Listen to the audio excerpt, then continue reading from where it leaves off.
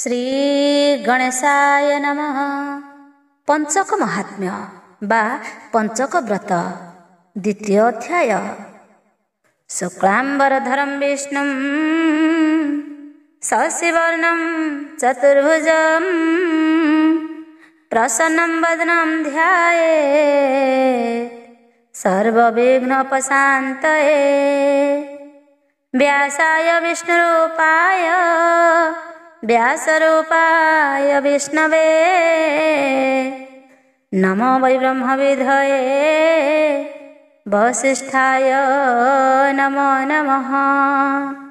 श्रीकृष्ण उवाच एबे गो सत्यभामा शुण तुमर प्रिय टुपुण शुणिबाकु श्रद्धा तोहर शुण पंचक व्रत सार द्वितीय इतिहास बाणी शुण गो नारी शिरोमणि पूर्वे गो द्वापर जुगरे पश्चिमे उड़ंग देशरे गोमेधा नामरे पर्वत गोमती नदी तहि स्थित सेहि नदी पूर्व तटरे बट वृक्ष अछि सेठारे अनेक नर नारी जानती स्नान सेठारे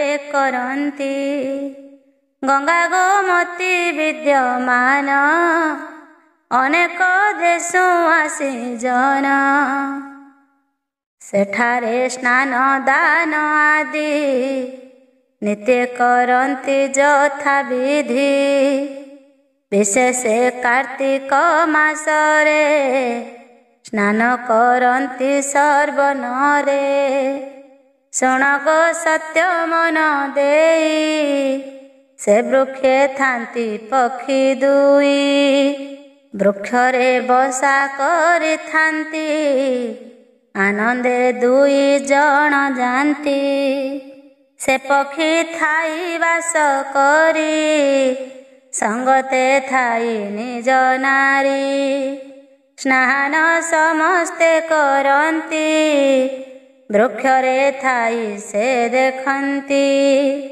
दिवसे से वृक्ष चलन्ति चारि दिगरे से भ्रमन्ति आपना आहार भुंजन्ति रात्रि रे से वृक्षे चलन्ति एमंते केते दिन गला पक्षिणी गर्भ उपजिला से वृक्षे डिंब प्रसविला पक्षिणता करी रहिला चारि गोटा जे डिंब तहि केतेक दिन रे फुटई चारि कन्या हेले तांकर दुहे से दियंती आहार देखि आनंद पक्षी होंती दिनकु दिन से बढ़ंती नाम जे देले चारिंकर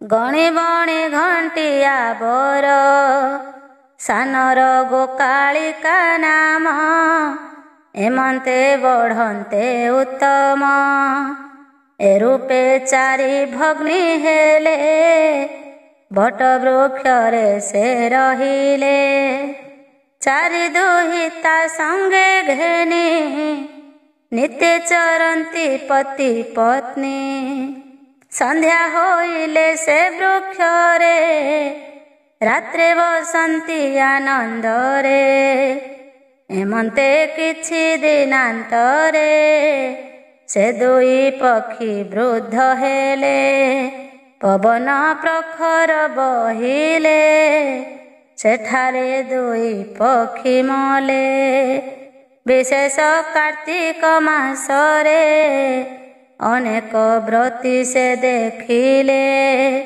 पंचक व्रत देखिथिले से दुई पक्षी स्वर्गे गले चारि कन्या तांकर थिले ତା ଦେଖି ଅନେକ କାନ୍ଦିଲେ। ଏବେ ଆମ୍ଭଙ୍କୁ ସେ ପାଳିବ, ଏକଥା କଲହେ ଦଇବ। ଅନେକ ରୋଦନ ସେ କଲେ, ସେ ବୃକ୍ଷ କୋଟରେ ରହିଲେ।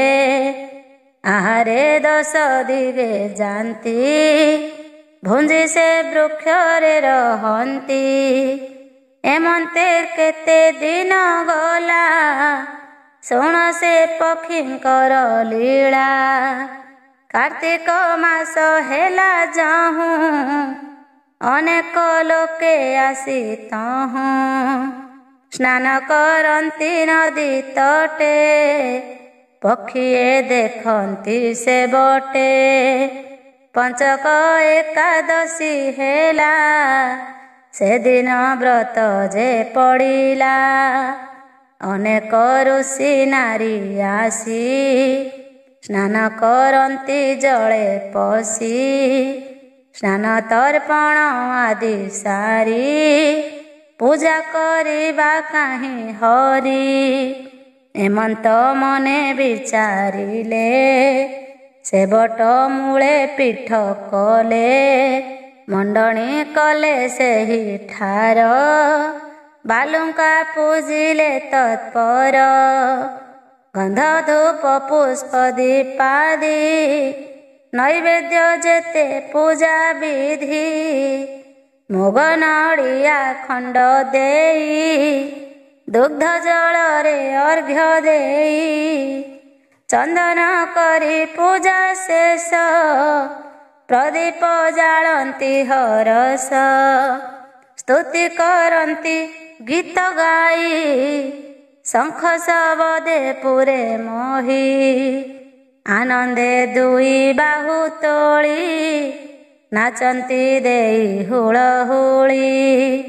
ଚାରି ପକ୍ଷୀଏ ବୃକ୍ଷେ ବସି, ଦକ୍ଷିଣ ବୋଲନ୍ତି ପ୍ରଶଂସି। ବଡ଼କ ହୋଇ ଭଗ୍ନୀମାନ, ଶୁଣଲୋ ମୋହର ବଚନ। ଆମ୍ଭେମାନେ ଯେ ପକ୍ଷୀ ହେଲୁ, ଧର୍ମ ଧର୍ମ ନ ଜାଣିଲୁ। ମୁଖ ହସ୍ତ ଆମ୍ଭର ନାହିଁ, ଧର୍ମ ଅର୍ଜନ ହେବ କାହିଁ। ବିଧାତା ଥଣ୍ଟ ପକ୍ଷୀ ଦେଲା, ଏ ଘେନି ଉଦର ପୁରିଲା। ଦେଖ ଏ ଋଷି ସ୍ତ୍ରୀ ମାନେ, ଦେବତା ପୂଜନ୍ତି ଯତନେ। ସ୍ନାନ ପୂଜନ ଆଦି କଲେ, ଅନେକ ପୁଣ୍ୟ ଏ ଅର୍ଜିଲେ।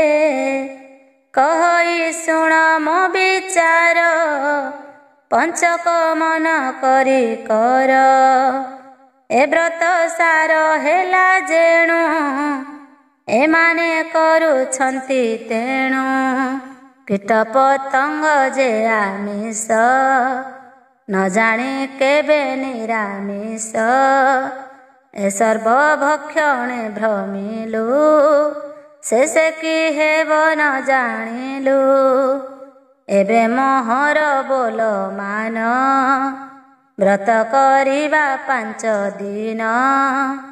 ଏହାଙ୍କ ପୂଜା ଅବଶେଷ, ଚାରିହେଁ କରିବା ଯେ ଗ୍ରାସ। ଏ ବୃକ୍ଷେ 5 ଦିନ ଥିବା, ଏହାଙ୍କ ପୂଜା ଗୋ ଦେଖିବା। ନରେ ନ ଆସୁ ପ୍ରାତ କାଳେ, ସ୍ନାନ କରିବା ପାଇଁ ଜଳେ। ଏମନ୍ତେ ବିଚାର ମୋହର, କହ ଗୋ କି ବାଞ୍ଛା ତୁମ୍ଭର। ତା ଶୁଣି ବଣି ଘଣ୍ଟି କହେ, ବ୍ରତ ଗୋ କରିବା ଚାରିହେଁ। ବ୍ୟର୍ଥେ ପକ୍ଷୀ ଜନ୍ମ ହେଲୁ, ଆପଣା ହିତ ନ ଜାଣିଲୁ। ପୁଣ୍ୟ ନ ଜାଣିଲୁ ଚାରିହେଁ, ତା ଶୁଣି ଗୋକାଳିକା କହେ। ମୋତେ ଉପବାସ ନ ସହେ, ପେଟ ମୋ ପୋଡ଼ଇ କ୍ଷୁଧାରେ। ବିଶେଷ କାର୍ତ୍ତିକ ହୋଇଲା, ଜଳ ସବୁଠାରୁ ଶୁଖିଲା। ଆହାର ମିଳିବ ଅନେକ, ଖାଇ ହୋଇବା ଯେ ଉତ୍ସୁକ। ଏମନ୍ତ କହି ଉଡ଼ିଗଲା, ଆପଣା ଆହାର ଭଖିଲା। ସେତିନି ଭଗ୍ନୀ ବଟେ ବସି, ସାନ ଯେ ତହୁଁ ଗଲା ଖସି। ସେତିନି ଭଗ୍ନୀ ଶୁଦ୍ଧ ମନେ, ବ୍ରତ କରିବାକୁ ଯତନେ। ସମସ୍ତେ ଏକ ମନ କରି, ବ୍ରତର ପୂଜାକୁ ବିଚାରି। ଏକ ମନରେ ଦୃଷ୍ଟି କଲେ, ନାରୀ ଯେ ପୂଜା ସାରିଗଲେ।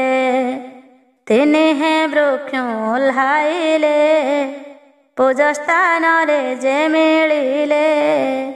ସେଠାରେ ପଡ଼ିଥିଲା ଯାହା, ଭକ୍ଷଣ କଲେ ଯାଇ ତାହା। ମୁଗ ନଡ଼ିଆ ଅର୍ଘ୍ୟ ଦୁଧ, ଖାଇଣ ଚିତ୍ତ କଲେ ବୋଧ। ଖୁଣ୍ଟିଣ ସମସ୍ତେ ଖାଇଲେ, ବୃକ୍ଷରେ ଯାଇଣ ବସିଲେ। ତେଣୁ ଗୋକାଳିକା ଅଇଲା, ରାତ୍ରରେ ଏକତ୍ରେ ରହିଲା। ଏମନ୍ତେ 5 ଦିନ ଯାଏ, ସଙ୍ଗରେ ରହିଲେ ଚାରିହେଁ। ତିନିହେଁ ବ୍ରତ କରିଥାନ୍ତି, ଭକ୍ତିରେ ପୂଜା ସେ ଦେଖନ୍ତି। ସ୍ନାନ କଲେ 5 ଦିନ, ପଞ୍ଚକ ହୋଇଲା ସମ୍ପୂର୍ଣ୍ଣ। ଯେଦିନେ ଉଦ୍ଯାପନ କରି, ଏକତ୍ରେ ମିଳି ସର୍ବନାରୀ। ପୂଜା ବିଧି ସମସ୍ତେ କଲେ, ଅର୍ଘ୍ୟ ଦେଇ କଥା ଶୁଣିଲେ। ଶେଷେ ବ୍ରାହ୍ମଣ ଭୁଞ୍ଜାଇଲେ, ଆପଣା ପାରଣା ସେ କଲେ। ତା ଦେଖି 3 ପକ୍ଷୀ ଯାଇ, ବିପ୍ରଙ୍କ ଉଚ୍ଛିଷ୍ଟ ସେ ଖାଇ। ପାରଣା ହୋଇଲା ଭାବିଲେ, ବୃକ୍ଷ ଉପରେ ସେ ରହିଲେ। ଏମନ୍ତେ କିଛି ଦିନ ଗଲେ, 4 ଭଗ୍ନୀ ସେ ବଟେ ଥିଲେ। ପ୍ରଚଣ୍ଡ ପବନ ବହିଲା, ସେ ବୃକ୍ଷ ଡାଳ ଭାଙ୍ଗିଗଲା। ଡାଳ ପଡ଼ନ୍ତେ ମଲେ 4, ଯମଦୂତେ ନେଲେ ଯେ ଧରି। ଚିତ୍ରଗୁପ୍ତ କହେ ସମନ, ବିଚାରି କହ ପାପ ପୁଣ୍ୟ। ଚିତ୍ରଗୁପ୍ତ କହେ ବଚନ, ଏ 3 ପକ୍ଷୀ କଲେ ପୁଣ୍ୟ। ପଞ୍ଚକ ବ୍ରତ ଏହୁ କଲେ, ସଂସାର ସାଗର ତରିଲେ। ସେ ବିଷ୍ଣୁ ବ୍ରତ ମହାପୁଣ୍ୟ, ବିନା ବୈକୁଣ୍ଠେ ନାହିଁ ସ୍ଥାନ। ଏହାଙ୍କୁ ରଥରେ ବସାଇ, ବୈକୁଣ୍ଠକୁ ଦିଅ ପଠାଇ। କନିଷ୍ଠ ଭଗ୍ନୀ ଏହାଙ୍କର, ପୁଣ୍ୟରେ ଲେଶ ନାହିଁ ତାର। ଗଙ୍ଗା ତଟରେ ବୃକ୍ଷେ ବାସ, ବ୍ରତୀଏ ଦେଖିଛି ଅଶେଷ। ଏହାଙ୍କ ସଙ୍ଗେ ସଙ୍ଗ କଲା, ତେଣୁ ଏ ପୁଣ୍ୟ ଭାଗି ହେଲା। ମଳନ ବେଶେ ସଙ୍ଗେ ନିଅ, 4ଙ୍କୁ ବେଗେ ଘେନି ଯାଅ। ଉଛୁର ନକର ହେରାଏ, ତୋତେ କୋପିବେ ଦେବରାଏ। ଏକଥା ଜନ୍ତୁପତି ସୁର, 4ଙ୍କି ସ୍ନେହ କଲେ ପୁଣି। ସଭିଙ୍କୁ ରଥରେ ବସାଇ, ଅନେକ ଆଭରଣ ଦେଇ। ଅନେକ ଦ୍ରବ୍ୟ ଭୁଞ୍ଜ କଲେ, ବୈକୁଣ୍ଠପୁରକୁ ପେଶିଲେ। ପକ୍ଷୀଙ୍କି ଦେଖି ଭଗବାନ, ଆପଣା କଲେ ଆଲିଙ୍ଗନ। କହନ୍ତି ଶୁଣ ପକ୍ଷୀ ମାନେ, ପଞ୍ଚକ କଲ ଯେ ବିଧାନେ। ସେ ବ୍ରତ ସମ ନାହିଁ ବ୍ରତ ତା କରି ହୋଇଲ ମୁକତ। ଏବେ ବୈକୁଣ୍ଠପୁରେ ଥାଅ ଅନେକ ଭୋଗ ତୁମ୍ଭେ ପାଅ। ତୁମ୍ଭର ଭଗ୍ନୀ ହୁସାନ ଆମିଷ କଲା ଯେ ଭୋଜନ। ନରକ ଯୋଗ୍ୟ ହୋଇଲା ଯେଣୁ ଏ ତୁମ୍ଭ ସଙ୍ଗେ ଥିଲା। ଏହାକୁ କରିଦେଲେ ଦୂର ଅଭିମାନ ହେବ ତୁମ୍ଭର।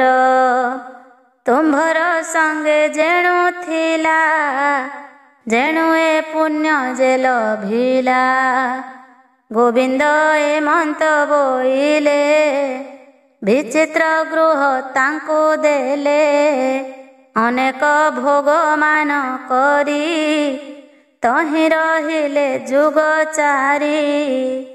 ତାହାଙ୍କ ପୁଣ୍ୟ ଶେଷ ଦେଖି ମର୍ତ୍ତେ ପେଶିଲେ ପଦ୍ମ ଆଖି। ବିଶୁଦ୍ଧ ସୂର୍ଯ୍ୟ କୂଳେ ଖ୍ୟାତ ରାଜକୂଳରେ ହେଲେ ଜାତ। ସୁବାହୁ ନାମେ ଥିଲା ରାଜା ସୁଖେ ପାଳଇ ଜନ ପ୍ରଜା। ଅଯୋଧ୍ୟାପୁରେ ରାଜଧାନୀ କରିଣ ପାଳଇ ଅବନୀ।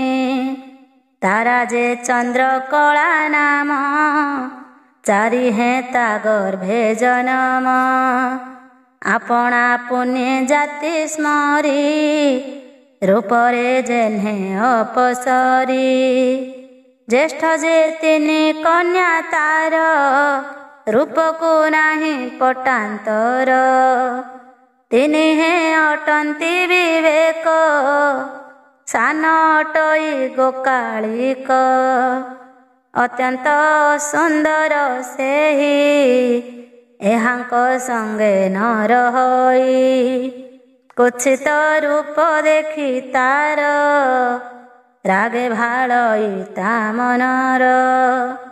କୁତ୍ସିତ କୁରୂପ ଆଚାର ଦେଖି କ୍ରୋଧିତ ନୃପବର।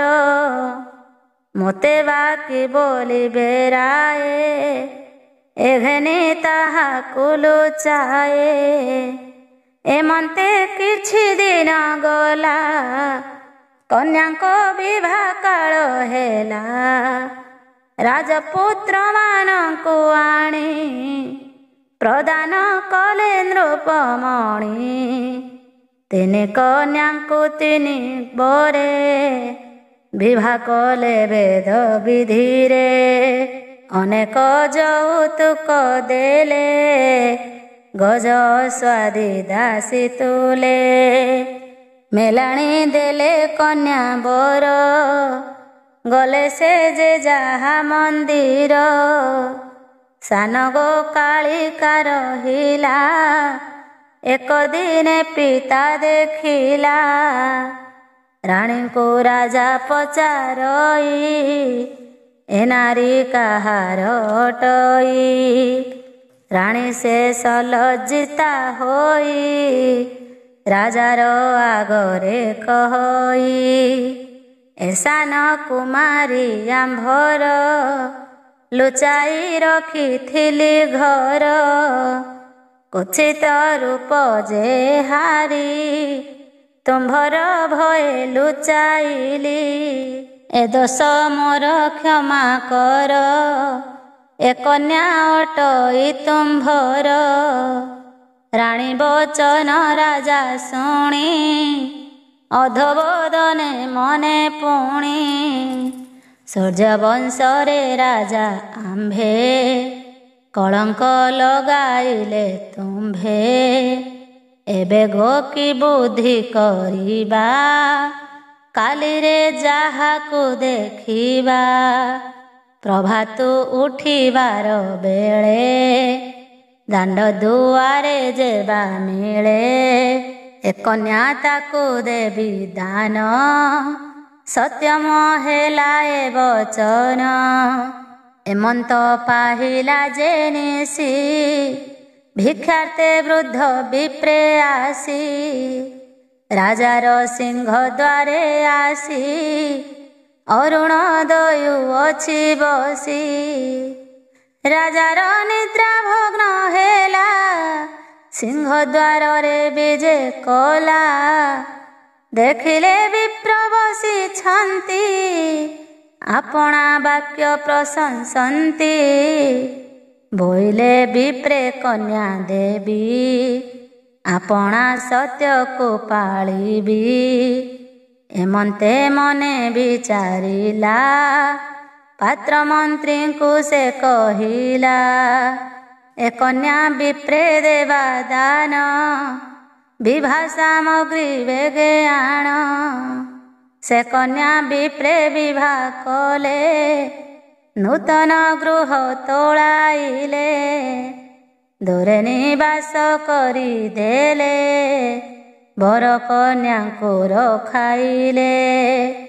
ଏମନ୍ତେ କିଛି ଦିନ ଗଲା, ତାହାର ପୁତ୍ର ପୁତ୍ରୀ ହେଲା। ରାଣୀ ଯେ ମନେ ବିଚାରିଲେ, ଚାରି କନ୍ୟାଙ୍କୁ ଅଣାଇଲେ। ସେମାନେ ପୁତ୍ର କନ୍ୟା ଘେନି, ଭେଟିଲେ ଆଶିଣ ଜନନୀ। ବାଦ୍ୟ ଯେ ଶଙ୍ଖନାଦ ସ୍ୱରେ, ମିଳିଲେ ଆସି ପିତା ଘରେ। ଏମନ୍ତେ ତିନି କନ୍ୟା ଆସି, ରାଜାର ଭୁବନେ ପ୍ରବେଶୀ।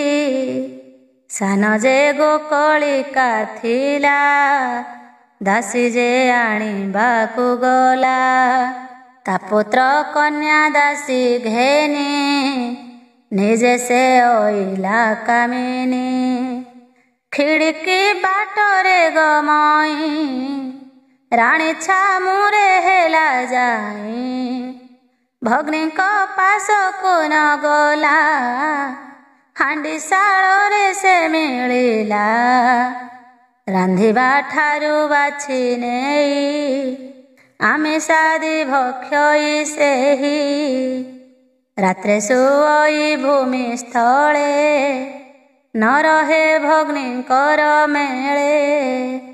କେବେ ହେଁ ସଙ୍ଗେ ସେ ନ ଲୋଡ଼େ, ରାଣୀ ଏକତ କରି ଲୋଡ଼େ।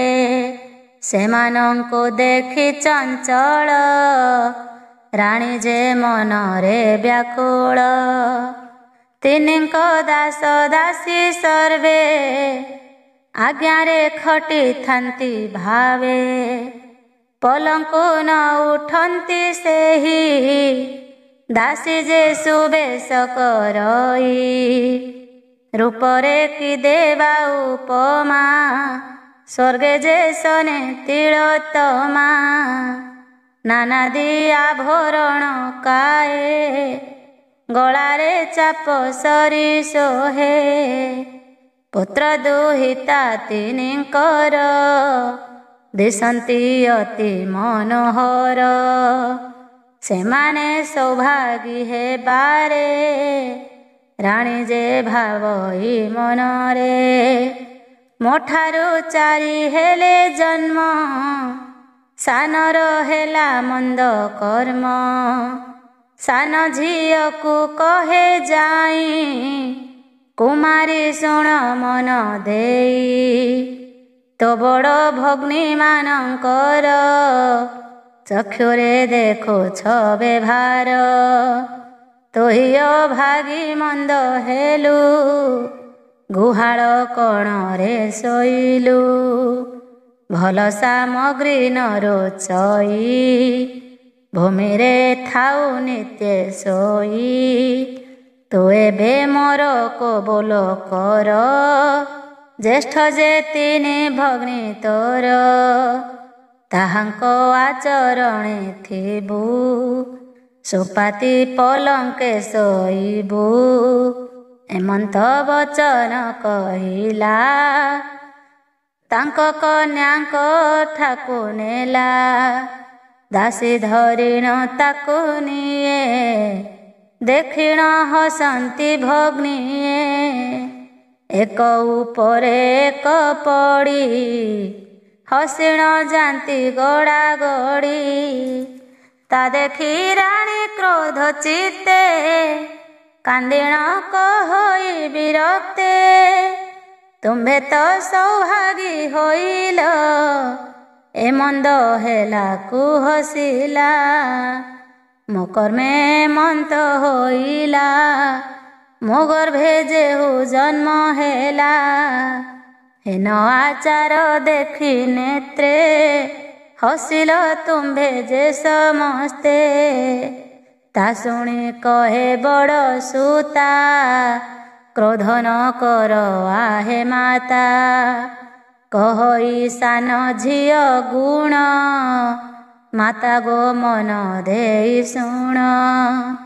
ଏ ଚାରି ଭଗ୍ନୀ ଏକାନ୍ତରେ ହୋଇଛୁ ଜନ୍ମ ଜନ୍ମାନ୍ତରେ। ଗତ ଜନ୍ମ ଏ ଜନ୍ମ ଯାଏ ଏହି ସ୍ୱଭାବେ ସେହୁ ଥାଏ। ଉଦର ପୁରାଇ ଖାଇବ କହିଲେ ଋଷି ସେ ବସିବ। ସାକ୍ଷାତେ ସେ କଥା ଦେଖିଲୁ ପୂର୍ବରୁ କଥାଏ ହସିଲୁ। ଆମ୍ଭର ପୂର୍ବର ପ୍ରାକ୍ତନେ ଜନ୍ମିଲୁ ତୁମ୍ଭର ଭୁବନେ। ପୂର୍ବ ପୁଣ୍ୟ ଥିଲା ଆମ୍ଭର ତେଣୁ ହୋଇଲୁ ଜାତି ସ୍ମର। ଏକଥା ମିଥ୍ୟା ଯେବେ କହ ନୂତନ ଚାରି ହାଣ୍ଡି ଦିଅ। ଢାଙ୍କୁଣୀ ଚାରି ସରା ଦେବ ପୂର୍ବର କଥା ଗୋ ଦେଖିବ। ଆଶ୍ଚର୍ଯ୍ୟ କଥା ତାର ଶୁଣି ନୂତନ ଚାରି ହାଣ୍ଡି ଆଣି। ସରା ଯେ ଚାରି ଗୋଟି ଦେଲେ କନ୍ୟାଙ୍କ ଆଗରେ ରଖିଲେ।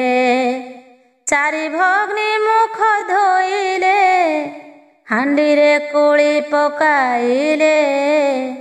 ମୁଖ ହସ୍ତ ସେ ପଖାଳିଲେ ହାଣ୍ଡିରେ ସରା ଘୋଡ଼ାଇଲେ। ଜାଗର ଜାଳି ଗବ୍ୟ ଘୃତେ ରଖିଲେ ନେଣ ଗୁପତେ। ନିର୍ଜନ ସ୍ଥାନରେ ରଖିଲେ ପ୍ରଭାତ ଉଠିଣ ଦେଖିଲେ। ବୋଲନ୍ତି ଆସି ଦେଖ ମାତ ମିଥ୍ୟା ଅଟଇ କିବା ସତ୍ୟ। ପୂର୍ବ ଜନ୍ମର ଏ ବାରତା ଦେଖିଣ ନ କରିବ ଚିନ୍ତା। ଆମ୍ଭର ପୂର୍ବ ପାପ ପୁଣ୍ୟ ହାଣ୍ଡିରେ ଦେଖ ଗୋବହନ। ସରା କାଢ଼ିଲେ ରାଣୀ ପାଇଁ ଗୋଟିଏ ଗୋଟିଏ ଦେଖଇ। ବଡ଼ ସେ ତିନି ଭଗ୍ନୀଙ୍କର ଦେଖିଲେ ହାଣ୍ଡିର ଭିତର। କଦଳୀ ମୁଗ ନାରିକେଳ ତହିଁରେ ଅଛଇ ସକଳ। ସାନର ହାଣ୍ଡି ସେ କାଢ଼ିଲେ ରାଣୀ ତା ନୟନେ ଦେଖିଲେ। ମିନକିଟାଦି କୁଜି ଗେଣ୍ଡା ତହିଁରେ ଛନ୍ତି ଗଣ୍ଡା ଗଣ୍ଡା। ଅପୂର୍ବ କିବା କଥା ଏହି ରାଣୀ ଝିଅଙ୍କୁ ପଚାରଇ। ଏଥିରେ କି ବୃତ୍ତାନ୍ତ କହ ମନରୁ ଯାଉ ମୋ ସନ୍ଦେହ। ତା ଶୁଣି ବଡ଼ ଝିଅ କହେ ପୂର୍ବ ବୃତ୍ତାନ୍ତ ଶୁଣ ମାଏ। ପକ୍ଷୀ ଜନ୍ମର ଯେଉଁ ରୀତି ରାଣୀ ଗର୍ଭରେ ଉତ୍ପତ୍ତି। ମୂଳରୁ ବୁଝାଇ କହିଲେ ଶୁଣି ରାଣୀ ଆଶ୍ଚର୍ଯ୍ୟ ହେଲେ। ବୋଲନ୍ତି ଶୁଣ କନ୍ୟା ସର୍ବ ଏହାର କି ଗତି ହୋଇବ। ତା ଶୁଣି ବଡ଼ କହେ ବାଣୀ ପଞ୍ଚକ ବ୍ରତ ପରିମାଣୀ। ଯାଇ କରୁ ଗଙ୍ଗା ତୀରେ 5 ଦିନ ଯେ ନିରାହାରେ। ଗଙ୍ଗାରେ ପରଲୋକ ହେବ ତେଣୁ ଏ ସୁଗତି ଲଭିବ। ଆମ୍ଭେ ଗୋ ପ୍ରତି ସମ୍ବତ୍ସରେ ପଞ୍ଚକ କରୁଛୁ ବିଧିରେ ଶେଷେ ଗୋକି ଗତି ହୋଇବ ଯାହା କରିବେ ବାସଦେବ। କନ୍ୟାଙ୍କ ଏ ଚରିତ ମାନ ରାଜେ ଶୁଣିଲେ ସର୍ବଜନ।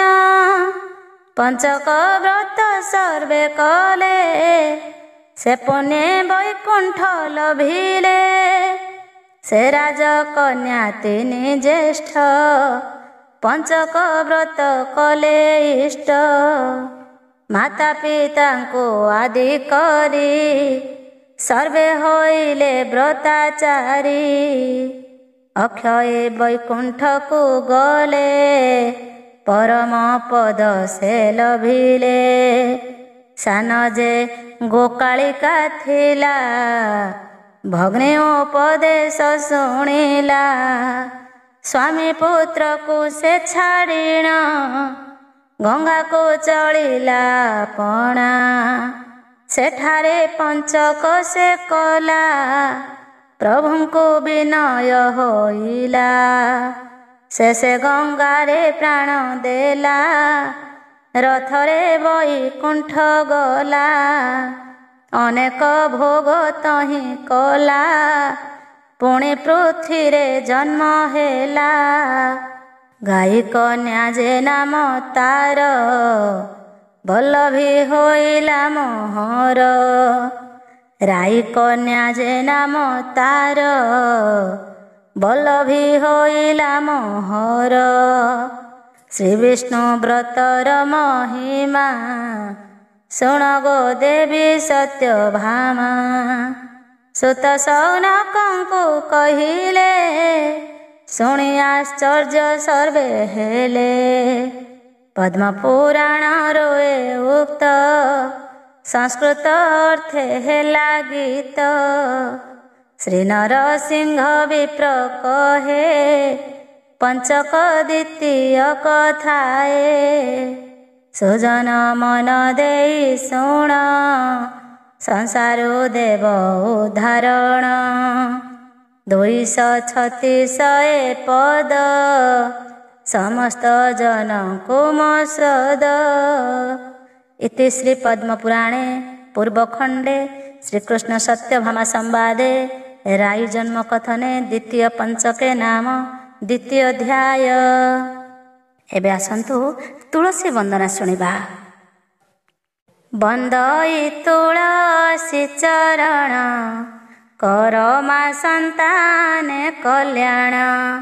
ମହାନିତ୍ୟ ଧାମେ ନିବାସ ନାରାୟଣେ କରିଣ ତୋଷ। ତୋ ମାତା ବିଷ୍ଣୁ ମନହାରି ସାପେ ଆସିଛୁ ଅବତରୀ। ସତ୍ୟ ଯୁଗରେ ସତ୍ୟବତୀ ପରାଶରଙ୍କ ପ୍ରିୟତି। ବ୍ୟାସଦେବଙ୍କୁ ଧରି ଗର୍ଭେ ଲୀଳା କରିଲୁ ଏହି ଭବେ। ମାଳତୀ ରୂପେ ତ୍ରେତୟାରେ ନିମଗ୍ନ ପ୍ରଭୁଙ୍କ ପୂଜାରେ। ଦ୍ୱାପରେ ମାୟା ଦୈତ୍ୟ ଜାୟା ତ୍ରିପୁରା ନାମ ତୋର ମା। ଜଳନ୍ଧର ପତ୍ନୀ କଳିରେ ବୃନ୍ଦାବତୀ ନାମ ସେଠାରେ। ଏଥୁ ଅନ୍ତେ ତୁଳସୀ ନାମେ ପୂଜା ପାଉଛୁ ମର୍ତ୍ତ୍ୟ ଧାମେ। ତୋ ମୁଖ ଯେ କରେ ଦର୍ଶନ ସକଳ ପାପ ହୁଏ ଲୀନ। ଯେ ନାରୀ ତୋର ବୃକ୍ଷ ମୂଳେ ଗୋମୟ ଲିପି ବତୀ ଜାଳେ। ଭକ୍ତିରେ ପୂଜଇ ଚରଣ ସେ ଲଭେ ଅଶେଷ କଲ୍ୟାଣ।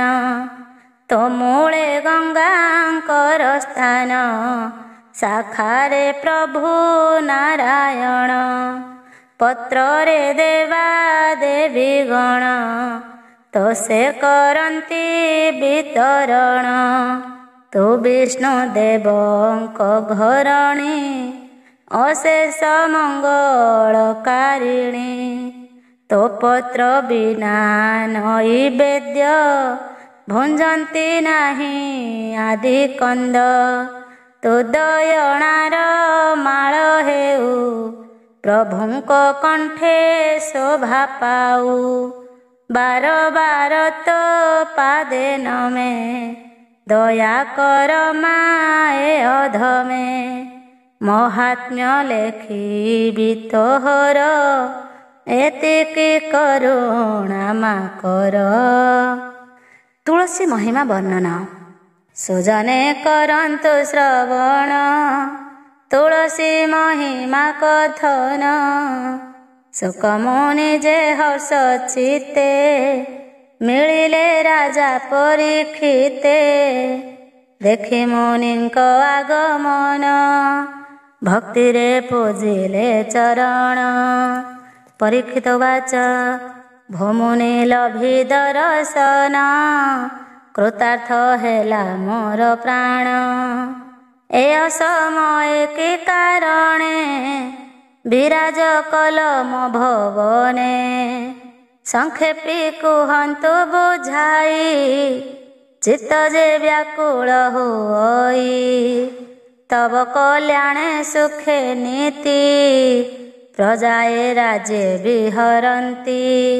ଶ୍ରୀ ଶୁକ ଉବାଚ ଆଦର ଯତ୍ନ ପାଇ ଯତି କୁହନ୍ତି ଶୁଣ ପ୍ରାର୍ଥନାତି। ଅନେକ ମନାସି ମନରେ ଆସିଲି ମୋହି ତୁମ୍ଭପୁରେ। ବରଷା କାଳ 4 ମାସ କରିବି ଏଠାରେ ମୁଁ ବାସ। ଆସିଛି ତେଜିଣ ଆଶ୍ରମ ସମତି ଦେବ କି ରାଜନ। ନତୁବା ଚଳିବି ଅନ୍ୟତ୍ର ଦୁଃଖ ନ ହେବ ଲେଶ ମାତ୍ର।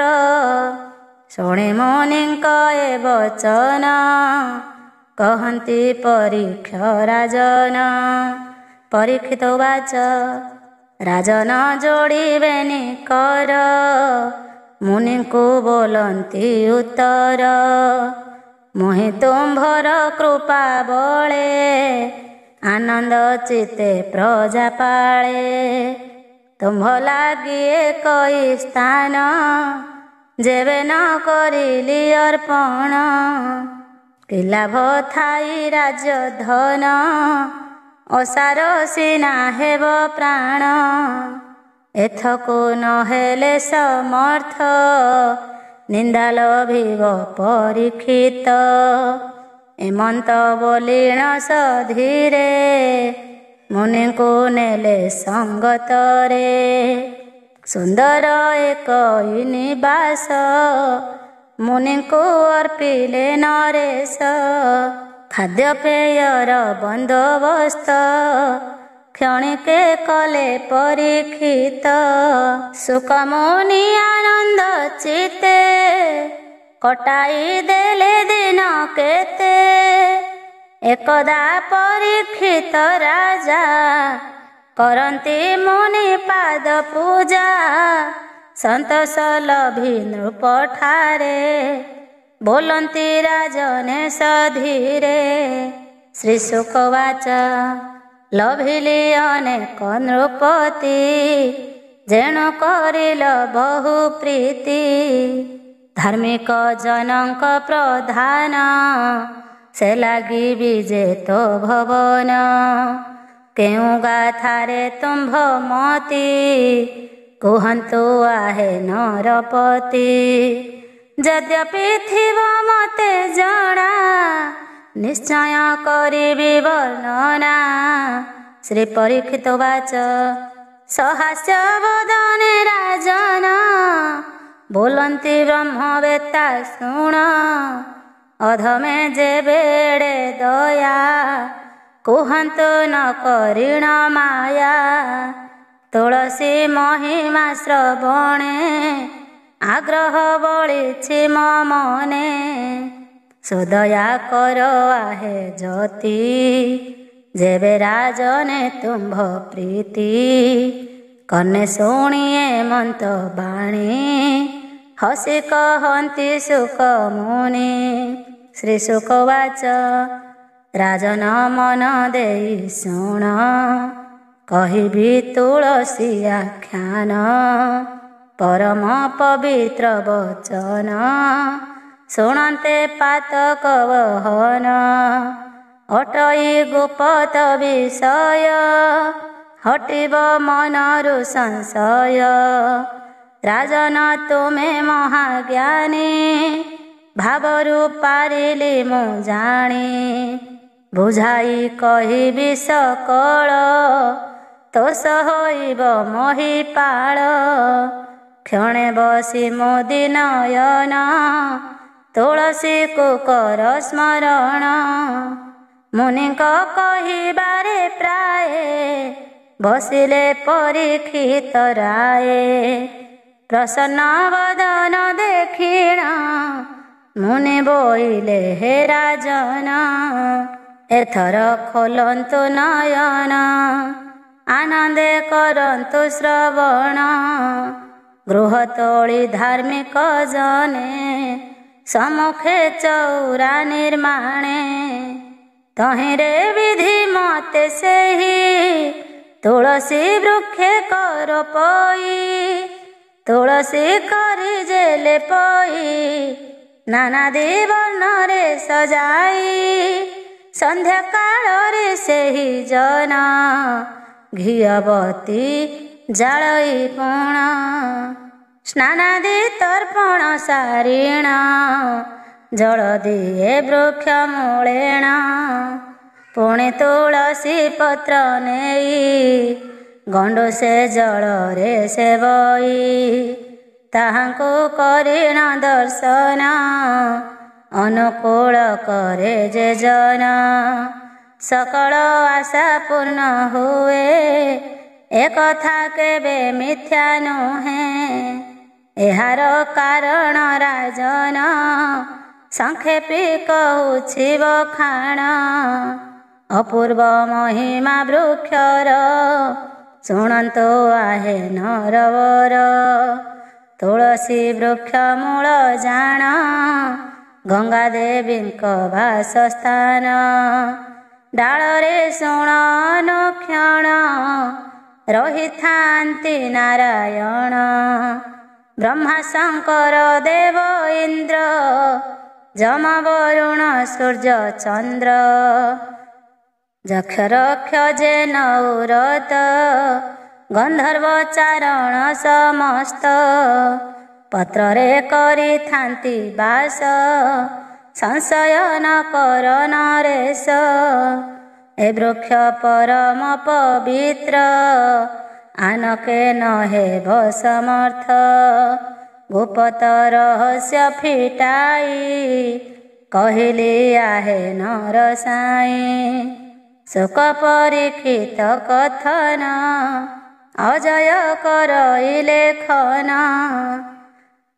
ତ୍ରିପୁରା ଦେବୀ ଓ ଷଡ଼ଚକ୍ର ଆଖ୍ୟାନ ପରୀକ୍ଷିତ ବାଚ ଯୋଡ଼ିଣ ବେନି କର ପତ୍ର ବୋଲନ୍ତି ରାଜା ପରୀକ୍ଷିତ ଭୋମୁନି ଲଭିଲି ସନ୍ତୋଷ ଶୁଣିଣ ତୁଳସୀ ରହସ୍ୟ ଆଗ୍ରହ ବଢ଼େ ବେଳୁ ବେଳ ହେ ମୁନି ଶୁଣନ୍ତୁ ମଗିର ଏହି ତୁଳସୀ ଦେବୀଙ୍କର କେଉଁଠି ଅଟେ ନିଜ ଘର ମର୍ତ୍ତ୍ୟମଣ୍ଡଳେ କାହିଁ ପାଇଁ ଆସିଲେ ଦେବୀ ଦୟାମୟୀ ଦୟା ବହିଣ ଆହେ ମୁନି ବୁଝାଇ କୁହନ୍ତୁ ସେ ବାଣୀ ଶୁଣିଣ ପରୀକ୍ଷିତ ଗିର ଶ୍ରୀଶୁକ ଦିଅନ୍ତି ଉତ୍ତର ଶ୍ରୀଶୁକ ବାଚ ପୁଛିଲ ଯେଉଁ ବାଣୀ ମତେ ଶୁଣ ରାଜନ ହୃଷ୍ଟ ଚିତେ ପରମାତ୍ମାଙ୍କ ପ୍ରିୟତି ତୁଳସୀ ନନ୍ଦିନୀ ଅଟନ୍ତି ତ୍ରିପୁରା ଅଟେ ତାଙ୍କ ନାମ ନିତ୍ୟସ୍ଥଳ ଅଟଇ ଧାମ ଅଟନ୍ତି ସେ ପରମ ଶକ୍ତି ନିତ୍ୟ ସ୍ଥଳେ ପ୍ରହରାଦ୍ୟନ୍ତି। ଶ୍ରୀରାଧାଙ୍କର ସହଚରୀ ମଣ୍ଡନ୍ତି ବୈକୁଣ୍ଠପୁରୀ। ତ୍ରିପୁରା ଦେବୀ ସାପ ବଳେ ଜନମିଲେ ମର୍ତ୍ତ୍ୟ ମଣ୍ଡଳେ। ଶୁଣି ରାଜନ ସାପ କଥା ପୁଛନ୍ତି ଆହେ ବ୍ରହ୍ମବେତା। ପରୀକ୍ଷିତ ବାଚ ଭୋମୁନି ସାପ କଥା ଶୁଣି ସନ୍ଦେହ ହୁଏ ମନେ ପୁଣି। କିଏ ସେ ଦେଲେ ତାଙ୍କୁ ସାପ ଯେଣୁ ହୋଇଲେ ସେ ପାଦକ। କି କର୍ମ କରିଥିଲେ ଦେବୀ ହୋଇଲେ ଏଡ଼େ ଅନୁଭବୀ। ସକଳ କୁହନ୍ତୁ ବୁଝାଇ ମନରୁ ସନ୍ଦେହ ଫିଟାଇ। ପରୀକ୍ଷିତଙ୍କ ମୁଖ ଶୁଣି ହସି କହନ୍ତି ଶୁକମୁନି। ଶ୍ରୀ ଶୁକବାଚ ଶୁଣ ରାଜନ ପରୀକ୍ଷିତ ଏ କଥା ଅତୀବ ଗୁପ୍ତ। ଷଡ଼ଚକ୍ର ଉପରେ ଶୁଣ ବିରାଜ ମହାନିତ୍ୟ ଧାମ। ସହସ୍ର ପାଖୁଡ଼ା ସୁମନ ବିକଶିତ ଯେ ସେହି ସ୍ଥାନ। ଆଲୋଳ ଅନ୍ଧକାର ନାହିଁ ଦିବାନିଶି ହୁଏ ନା ତହିଁ। ଜରା ବ୍ୟାଧିର ନାହିଁ ଭୀତି ଝଟକେ ଅପରୂପ କାନ୍ତି। ଅଷ୍ଟ ସଖୀଙ୍କ ଗହଣରେ ପରମାତ୍ମା ଯେ ବିଜେ କରେ। 16 ସହସ୍ର ଗୋପୀ ନେଇ ନିତ୍ୟ ରାହାସେ ହନ୍ତି ବାଇ। ସହସ୍ର ଦଳ ପାଖୁଡ଼ା ମଧ୍ୟେ ବିରାଜଇ ବିଜେ ଆନନ୍ଦେ। ରାସଲୀଳା ରାଧାଙ୍କ ସଙ୍ଗେ ମାତିଥାନ୍ତି ନାନା ଯେ ରଙ୍ଗେ। ସେ ପଥ ଗମ୍ୟ ଯେ ଅତି ଧ୍ୟାନରେ ଯୋଗୀ ଋଷି ପାନ୍ତି। ଷଡ଼ଚକ୍ରକୁ ଯେ ଭେଦିବ ନିତ୍ୟ ଭାସକୁ ସେ ଦେଖିବ। ପ୍ରଥମ ଦ୍ୱାରେ ଗଣନାଥ ଇନ୍ଦୁର ବାହନେ ଶୋଭିତ। ଦ୍ୱିତୀୟ କାମ ଦେବରତି କାମନା ତେଜିବ ଝଟତି। ଇନ୍ଦ୍ରିୟ ସଂଯମ କରିବ ତେବେ ଦ୍ୱାରେ ଯେ ପ୍ରବେଶିବ। ତୃତୀୟ ଦ୍ୱାରେ ରହିଥାନ୍ତି ବ୍ରହ୍ମାଙ୍କ କୋଳେ ମା ସାବିତ୍ରୀ। ହଂସ ବାହନେ ବେଦପତି ସେ ଚକ୍ର ଦ୍ୱାରେ ବସିଥାନ୍ତି। ସେ ଚକ୍ର ଭେଦି ନରମିବ ଅନାହତ ଚକ୍ରେ ମିଳିବ। ଅନାହତର ପରେ ଶୁଣ ଶ୍ରୀ ବିଷ୍ଣୁଙ୍କର ବିଜେ ସ୍ଥାନ। ଆନନ୍ଦେ ବିହାର କରନ୍ତି ପାର୍ଶ୍ୱରେ ଲକ୍ଷ୍ମୀ ସରସ୍ୱତୀ। ଶ୍ରୀ ବିଷ୍ଣୁ ମାୟାକୁ ଭେଦିବ କଣ୍ଠ ଚକ୍ରରେ ସେ ମିଳିବ। ସେ ଚକ୍ରେ ଛନ୍ତି ହର ଗୌରୀ ଦିବାନିଶି ସାଜି ପ୍ରହରୀ। ସେ ଦ୍ୱାର କରିଲେ ଲଙ୍ଘନ ଷଡ଼ଚକ୍ର ହେବ ଦର୍ଶନ। ସେ ଷଡ଼ଚକ୍ର ପରେ ଶୁଣ ଅଟଇ ମହାନିତ୍ୟ ଧାମ। ମହାନିତ୍ୟ ଧାମେ ପ୍ରହରୀ ଅଟନ୍ତି ତ୍ରିପୁରା ସୁନ୍ଦରୀ। ସର୍ବଗୋପୀଙ୍କ ମଧ୍ୟେ ସାର ସେବନ୍ତି ପ୍ରଭୁଙ୍କ ପୟର। ତାହାଙ୍କୁ ସବୁ ଥାଏ ଜଣା ଆନକେ ନବରେ ବଡ଼ିମା। ପାଇଣ ତ୍ରିପୁରା ନିର୍ଦ୍ଦେଶ ଗୋପୀଙ୍କ ଭାବ ପରକାଶ।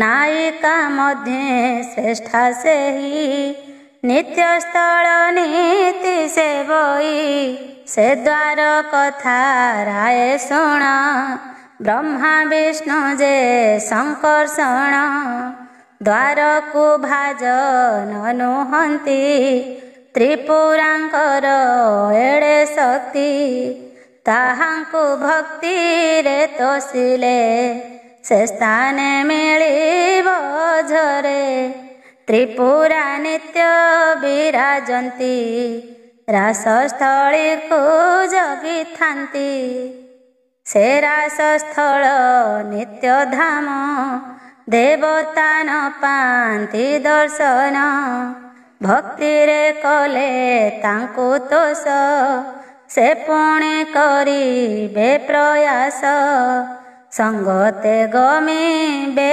ଅଗମ୍ୟ ଲଭିବ ଧାମ ଦର୍ଶନ ଅଜୟ ମାତା ପଦ ଧ୍ୟାଇ ତୁଳସୀ ମହାତ୍ମ୍ୟ ରଚଇ।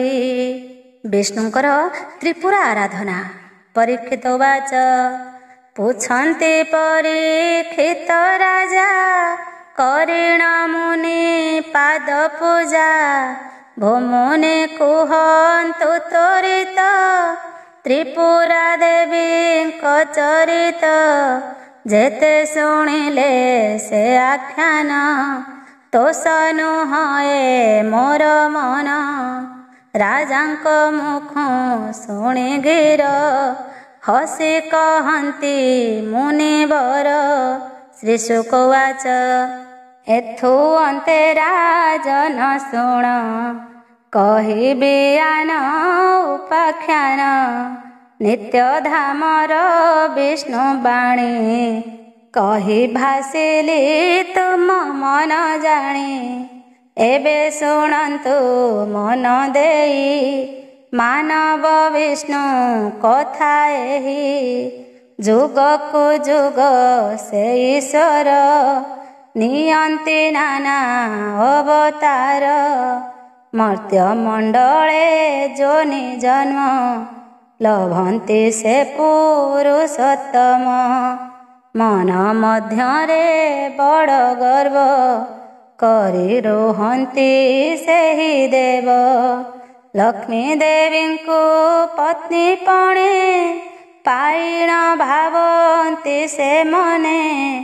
ଜଗତ ପିତା ଅଟେ ମୋହି ତୋ ବିନୁ ଗତି ମୁକ୍ତି ନାହିଁ ବ୍ରହ୍ମାଣ୍ଡେ ଆମ୍ଭେ ବେନି ଶ୍ରେଷ୍ଠ ଖଣ୍ଡୁ ଜଗତର ଜେରିଷ୍ଟ ଏମନ୍ତ ଗୌରବହୀନ କରନ୍ତି ସଦା ବିଚରଣ ଏକଦା ଶୁଣ ହୋ ରାଜନ ଭ୍ରମଣେ ବଳାଇଣ ମନ ମାନବ ବିଷ୍ଣୁ ଯେ ଚଳିଲେ ପ୍ରକୃତି ରୂପେ ମୁଗ୍ଧ ହେଲେ କରନ୍ତି ମନରେ ବିଚାର ଏ ସୃଷ୍ଟି ଅଟଇ ମୋହର ଜୀବ ଜଗତ ତରୁ ତୃଣ ମୋ ସ୍ନେହେ ହୁଅନ୍ତି ପାଳନ ମୁଁ ବି ଯେ ସକଳ ଘଟରେ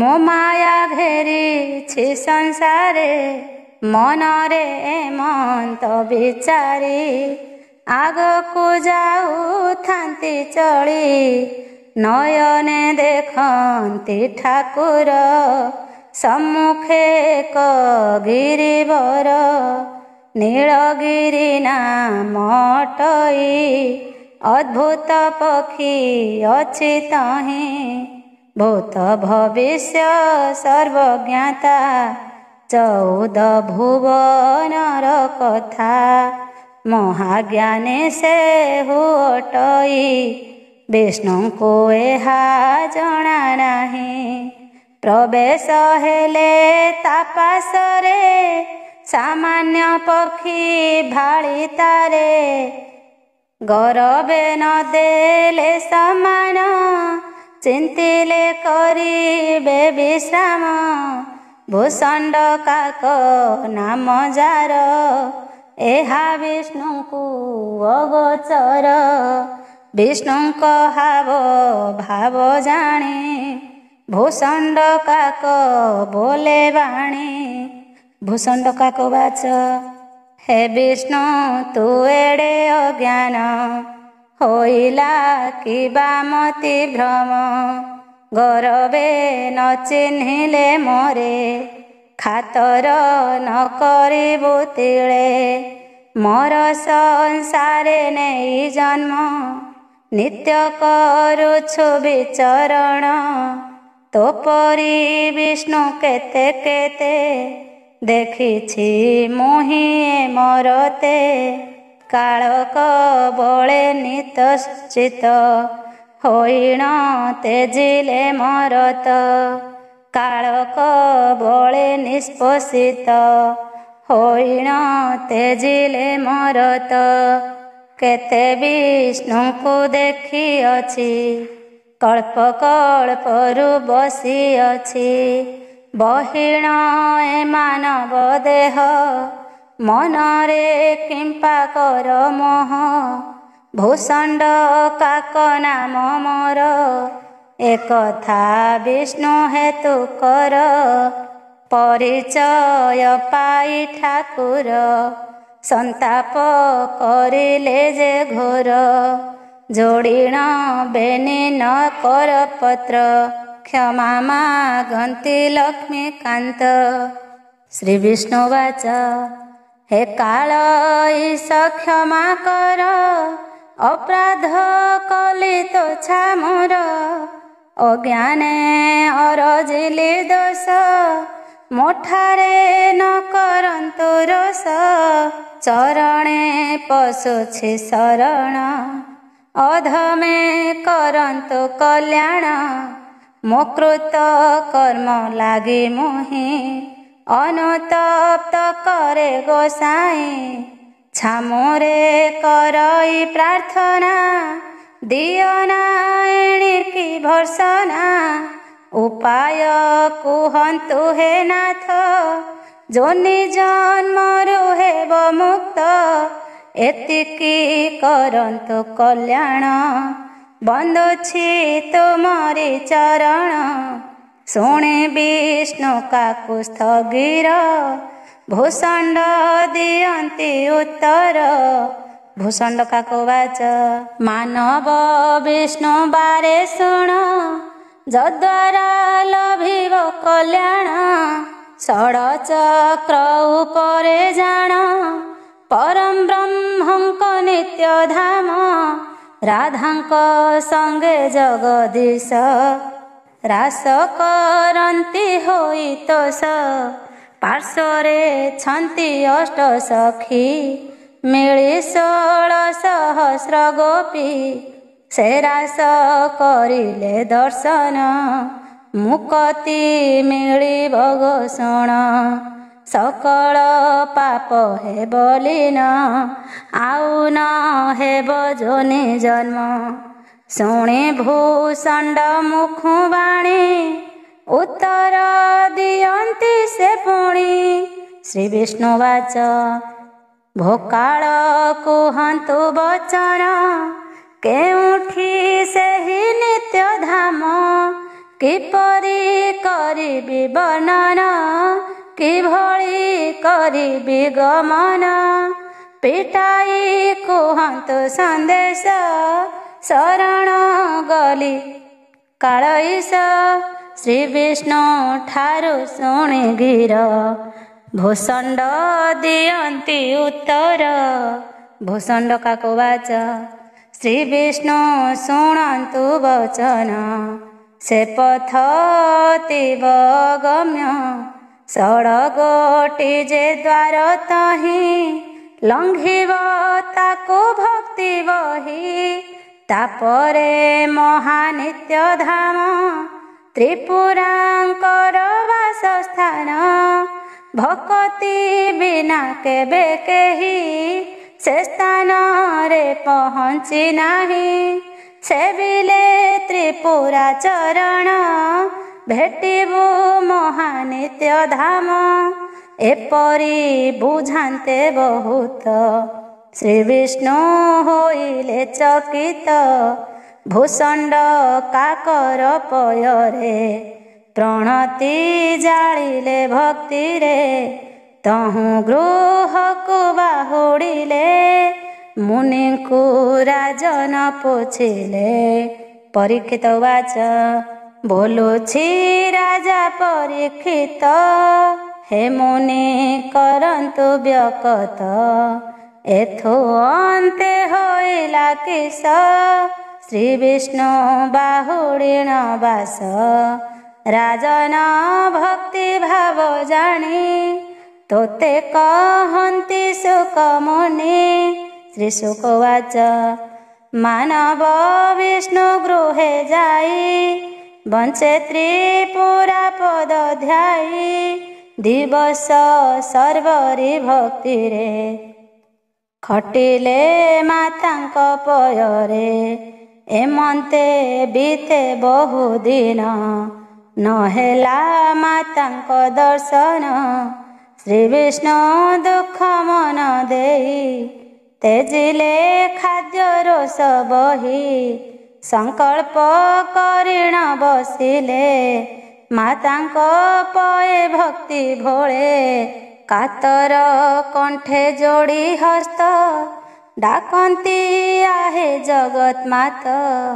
रख म बुड़ीबार भेला संसारे पूरी तो लीला। नमस्ते त्रिपुरा जननी नमस्ते संकट तारिणी नमस्ते त्रिपुर मोहिनी नमस्ते कल्याणकारिणी नमस्ते माँ करुणामयी प्रसन्न हुओ महामाई। नमस्ते विष्णु कले स्तुति अत्यंत व्याकुल हुअन्ति संतान वत्सला जननी। मानव विष्णु मन जानी ताहांको देले दर्शन भक्ति रे होई सुप्रसन्न। बोलन्ति जे त्रिपुरा मात बाबुरे से अगम्य पथ तो परे जेणु मु संतोष पूर्ण करिबि तोर आस तोते संगरे घेनी जीवी राजस्थली को देखाइबी माताठू पाई प्रतिश्रुति श्री विष्णु लभिले त्रुपति। राजने भणे सुख मुनि भक्तिर समृत वाणी तुलसी महात्म्यर कथा शुणन्ते ना से भव व्यथा से देवी पादे रखिलय गीते भी रचिला जय। जय श्री कृष्ण।